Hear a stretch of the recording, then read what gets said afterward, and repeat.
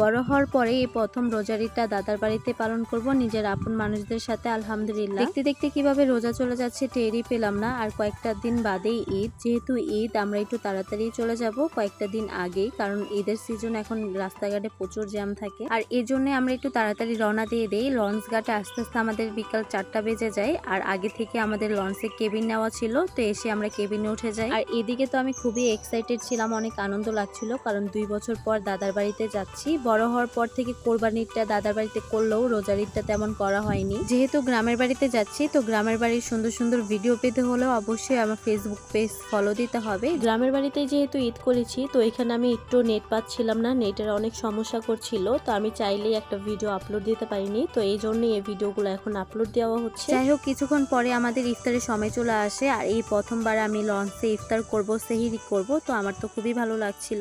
বাইরে থেকে কিছু ফল নিয়ে এসেছিল আর বাড়ি থেকে মাংস আর রুটি নিয়ে এসেছিল, এগুলো দিয়ে আমরা ইফতারটা করে নেই। ইফতার করার পরপরই আমাদের লঞ্চটা ঘাট থেকে বোলার উদ্দেশ্যে রওনা দেয়। যাই হোক, সবাই দোয়া করবে। ঈদ আসলেই মনে হয় দুর্ঘটনার চাপটা একটু বেশি বেড়ে যায়, তো এবারের লঞ্চ ঘাটেও ঈদে অনেক দুর্ঘটনা ঘটেছে। তো যারা বাড়িতে যাওয়ার উদ্দেশ্যে রওনা দিয়েছিল তাদের লাস্টটাই বাড়িতে গিয়েছে। যাই হোক, আল্লাহ আমাদের সবাইকে সুস্থ রাখুন। আল্লাহর কাছে লাখ লাখ শুকরিয়া, কারণ আমরা যেদিন এসেছিলাম ওই দিন কোনো রকম বৃষ্টি ছিল না, আমরা সুস্থভাবে বাড়িতে চলে আসি। এমনিতেই যেহেতু দাদার বাড়িতে কম যাওয়া হয়, তো লঞ্চ ঘাটে গেলেই ভয়ের চাপটা একটু বেড়ে যায়, আর আতঙ্কে থাকি লঞ্চে উঠলেই যে কখন গিয়ে নামবো। কিন্তু যতই ভয় লাগুক, লঞ্চের মতো আরামদায়ক জার্নি আর কোনোটাতেই নেই, যেখানে খাওয়া যায়, হাঁটাহাঁটি করা যায়, ঘোরা যায়, আর রাত হলে খাতা দিয়ে লম্বা এক ঘুম দিয়ে ওঠা যায়। আর এই জন্যই বলে বরিশালে খেতার ঘাটটি। অন্য সময় লঞ্চে উঠলে যখন যেটা পাই সেটাই খেতে থাকি, বাহির থেকে অনেক খাবার দাবার নিয়ে আসে, এগুলোই খেতে থাকি।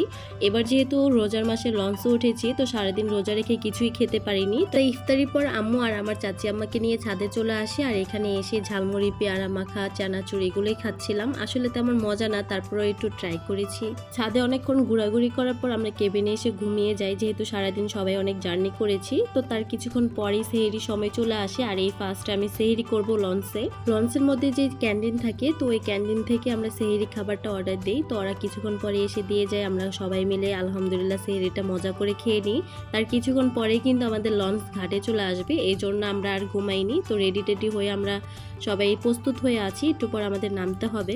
প্রায় 10-12 ঘন্টা জার্নি করার পর গ্রামের বাড়িতে পা রাখলাম। অদ্ভুত এক শান্তি লাগছিল, মানে গ্রামের বাড়িতে পা রাখার পরপরই গ্রামের যে স্মেলটা ওটা পাচ্ছিলাম। আগে থেকে আমাদের অটো এসে দাঁড়িয়েছিল, তো এই অটোতে করে আমার দাদার বাড়িতে এখন চলে যাব। আর যাওয়ার পথে যে সুন্দর সুন্দর দৃশ্যগুলো দেখা যাচ্ছিল, ওগুলো দেখে তো মন একদম জুড়িয়ে যাচ্ছে। আর এই সুন্দর সুন্দর দৃশ্য একমাত্র গ্রামে আসলেই পাওয়া যায়। আর গ্রামের সকালে কিন্তু এখনো অনেকটাই শীত, সকাল হলেই শীত লাগে। যাই হোক, আজকের এই ভিডিওটা এখানেই শেষ করছি।